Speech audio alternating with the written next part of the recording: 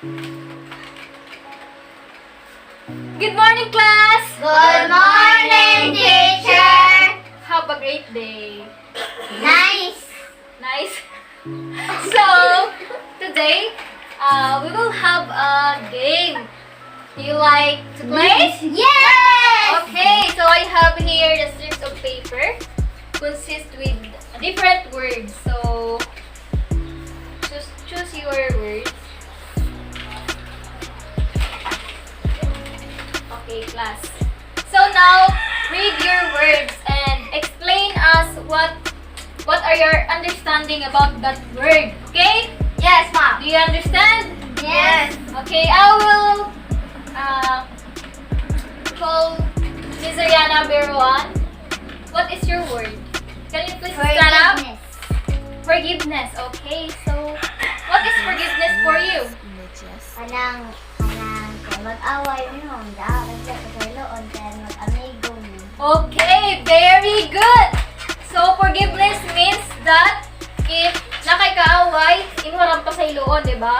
So ang Bisaya sa forgiveness is magpasaylo. So can you please give Brianna a round of applause? Next, we have Miss Reggie May. What is your word? Analogy. Okay, what is analogy for you? Analogy is a figure of speech. Same sa metaphor o simile. Ang isang description is comparison sa things and person. Okay, very good. Can you please give her a round of applause? Okay, so analogy means that it is a part of speech, like simile and metaphor. Okay, so I will explain that later. Now, we will proceed to Miss Elia. So, what is your word? Nibin. Can you please stand up? Why are you laughing? Okay, go. Tata. Ninive. Okay, so for you, what is Ninive? Kanang nasa lugar sa story. Okay, so it's a place in the story. So very good. Okay, next we have Mary Grace. So what is your word? Inday? What? Louder your voice, please. Jonah. Okay.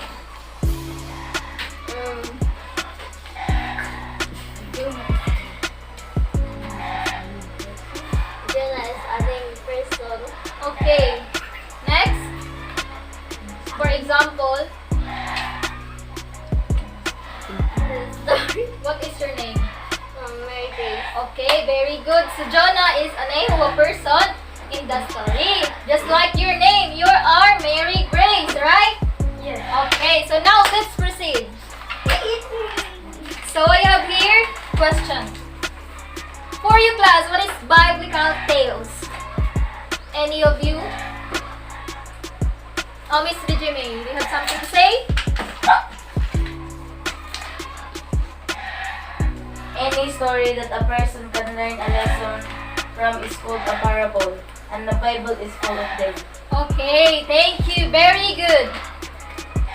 So when we say class, a biblical stories, it is retellings of certain portions of the Bible have long had a place in family, religious, worship, spiritual instruction, literature, and the cultural underpinnings of many Christian and Jewish societies. So, umingon tag biblical tales, siguro familiar naman mo katong bata pa ta nga naay mga Bible study nga na. So that is biblical stories nga gikan sa Bible, then kanang mga stories sa Bible nga atong paminawon, like katong si David and Goliath, familiar mo.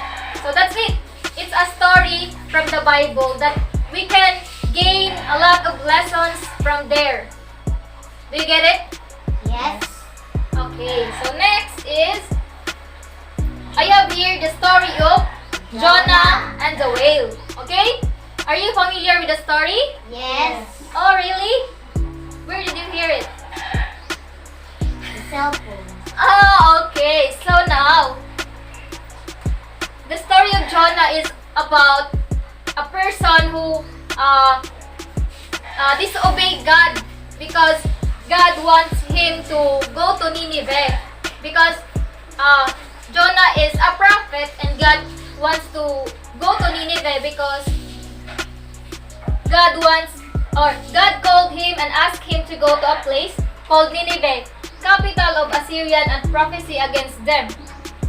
But Jonah disobeyed God and boarded a ship sailing through the Mediterranean Sea and headed to a place called Tarshish. Oh, so si Jonah daw is gisugo siya sa Ginoo. So bisayo na ako para mas makasabot mo. Ipadto siya sa Nineveh kay ang Nineveh daw is a place nga there is a lot of sinners, meaning makasala. But si Jonah is wala siya ni adto. Meaning instead na straight siya og agianan, niliko siya. So he went to another place para mo disobey sa Ginoo. But then since our God is so powerful, he did everything just to make Jonah go to that place with the Nineveh. So gibuhat sa Ginoo is iba ni sakay na si Jonah sa barko. So ang gibuhat sa Ginoo is gipabagyo niya. There is a big storm sailing. Storms broke loose and the sailors found that it was God's anger that has caused the storm. So kato nga storm is tungod sa kasuko sa Ginoo kay nasuko lagi siyang Jonah kay instead nga moadto siya sa Nineveh ato siya sa laing lugar para takas siya sa gisugo sa Ginoo. Okay? So Jonah was thrown into the sea. Kay kato nga bagyo is daghan nang nadamay, daghan ng mga butang nga gipanglabay kay para kuno di sila mo unlod. But wala man gyapon ni undang ang bagyo, so naka-realize sila nga or nakaingon si Jonah nga siya hinungdan nga to. So that's it. Jonah was thrown into the sea. So he was gulped by a sea fish, a whale. So dato na siya gitulon siya sa whale. Jonah repented and prayed inside the tummy of the fish. So si Jonah is nag-repent siya dito, then nag-regret siya what he did. That's why God forgive him and katong whale is gisuka siya dito sa Nineveh. So miskin nitakas na siya, but since atong Ginoo is so powerful, niabot gyapon siya sa Nineveh, okay? So moto nga niadto siya sa Nineveh. Jonah went and prophesied to Nineveh, and the people to Nineveh repented of their sins. So since ang Nineveh is makasasala, pag ato ni Jonah giingnan niya mga tao dito nga pagbag-o na mo, okay, para dili mo lutusan sa Ginoo like that. So ang mga people sa Nineveh is nituo man sad ni Jonah. So nag-repent sila and then God forgives them. Okay? So next is to have a better understanding, mao ni ang map. There are Tarshish, then we have the Nineveh and the Joppa. So Jonah will supposedly go to here, then layo kayo. So naglahi siya doon. But then God is so powerful. So mo to nga niabot gyapon siya Nineveh miski ni-disobeyed siya. So I have here the historical setting. Jonah becomes a prophet during the reign of Jeroboam, and Jonah prophesied between 793 ABC and to 795 BC or before Christ. Jonah preceded Amos. So Amos also is a prophet. And then Jonah was a little boy during the time. And Shalmaneser III was the king of Assyria when Jonah prophesied to Nineveh. Then Joppa was an Israeli territory during that time. Then, who is Jonah? So, I have here the background of Jonah. Jonah, or Yunus in Arabic, means dove or peace. So, he is the son of Amittai, who is from Gath-Hepher. Then Jonah is the fifth minor prophet in the Old Testament. Okay? Now, in New Testament, he is again referred twice by Jesus himself. Then, so I have here the additional information of Jonah. We have, according to Judaism, Jonah was the boy who was brought back to life by Elijah, the son of the widow from Zarephath, or 1 Kings 17 to 17, verse 24. This is young boy became one of the disciples of Elijah and was trained by Elijah. Okay? Next is, I will insert the figurative of speech, which is analogy. Why? Because as Miss Regime told us about analogy, analogy is a comparison that aims to explain a thing or idea by likening it to something else. So it means, class, in Bisaya, ang analogy is i-compare siya sa isa ka butang nga kaparehas.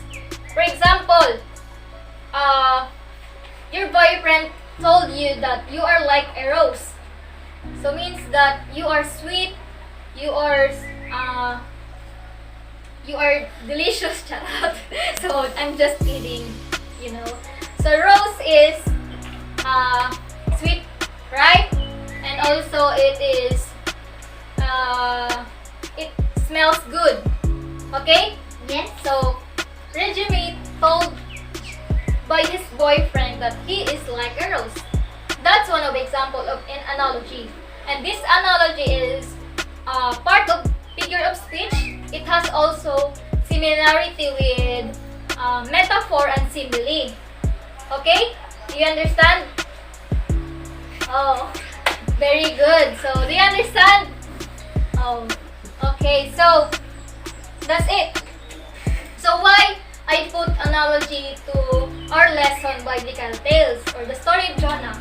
It's because Jonah is like, just like of us. We are human being.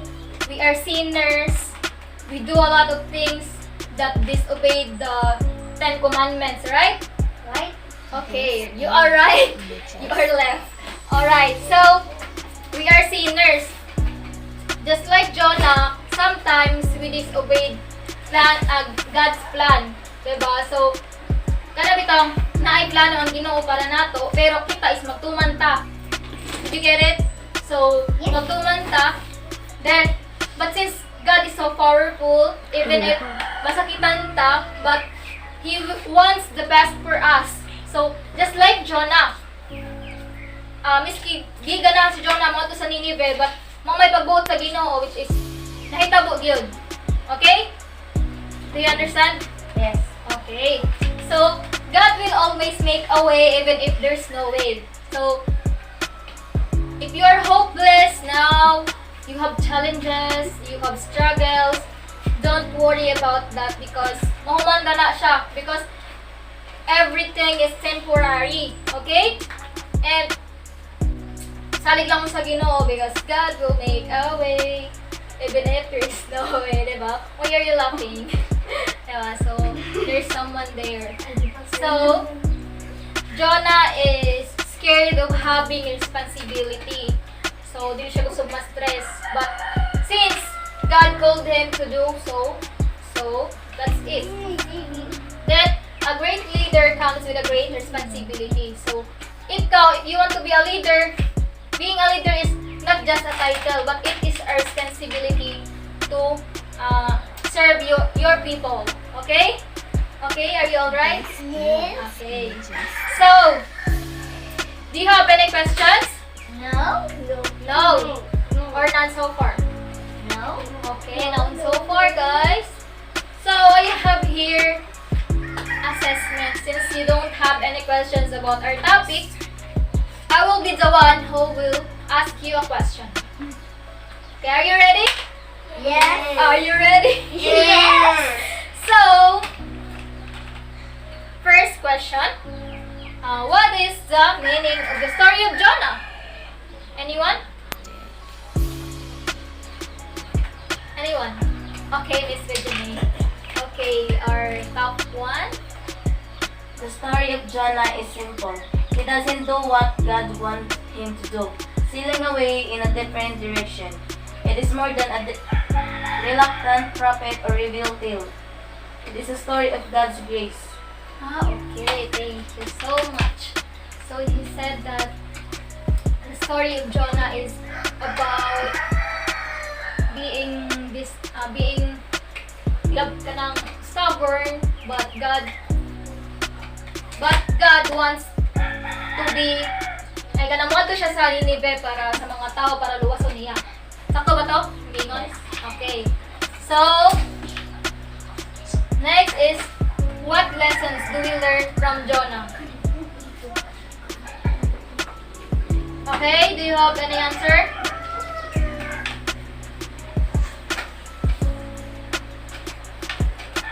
This is. Oh, again, Miss Reggie May. So what is your answer? Another of those lessons that we really are glad to learn is that no one can seek so slow as to be beyond forgiveness. As a prophet of God, Jonah had shrunk about as low as he could, but God will still forgive him. Okay, very good. So that's it. So Miski, no matter how we are sinners, no matter what, God is kanang very kind. She is very great because He can forgive everyone. Okay? So, inga na siya, class. Next. What is the moral of the book of Jonah? Moral lesson, aside from how God is great, what about the moral lesson of Jonah? Okay, Miss? The book of Jonah is about God of how great his heart is towards the sons and to the and run away from him. Good never give up on Jonah and the people of Nineveh because he is slow to anger, loving and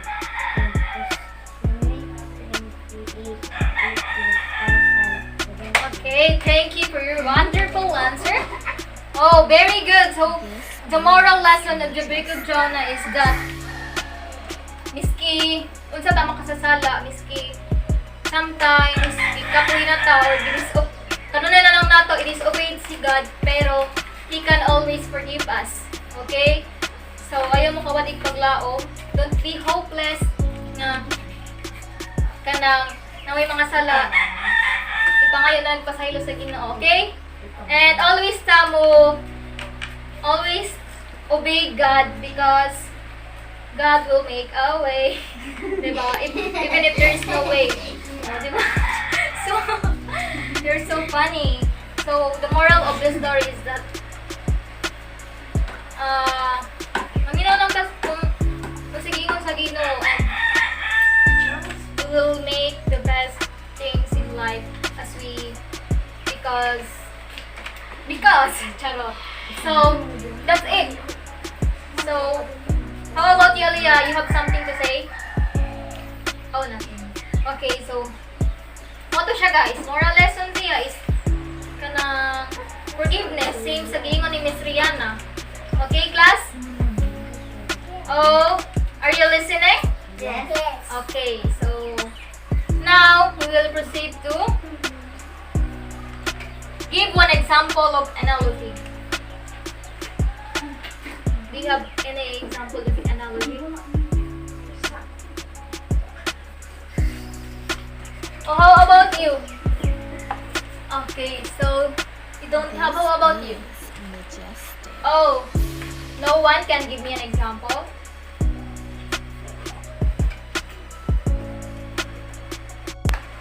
Okay, class. So, can you give me one example of an analogy? Oh, Miss Reggie May. So, what is that? Life is like a box of chocolates. You never know what you're gonna get. Oh, grabe. That's great. Thank you. So, okay, class. So, I will explain what is analogy. So, like what I said lately, analogy is a comparison of a thing same sa imuha. So, I have here the description. An analogy is something that shows how two things are alike, but with the ultimate goal of making a point about this comparison. The purpose of analogy is not merely to show, but also to explain. Okay? So, example, she is as blind as a bat. So, meaning, mura siya bat na buta bitaw. Then, you have to be busy as a bee to get. You have to be as busy as a bee to get good grades in high school. So, it means that magsusunod ka ng kilay para makuha yung high grades sa high school. Ato la. It is comparing two objects or ideas as common practice in the English language, as useful in writing literature as in everyday figures of speech. Okay? So, moto siya. Tingin nga mauto siya.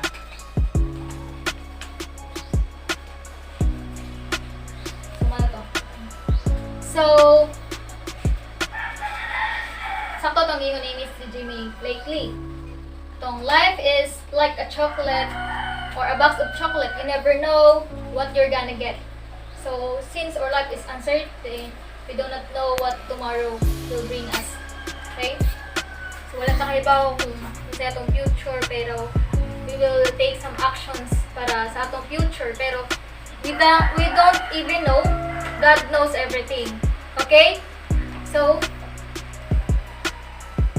if you are going to ask me, what is the difference between metaphor, simile, and analogy?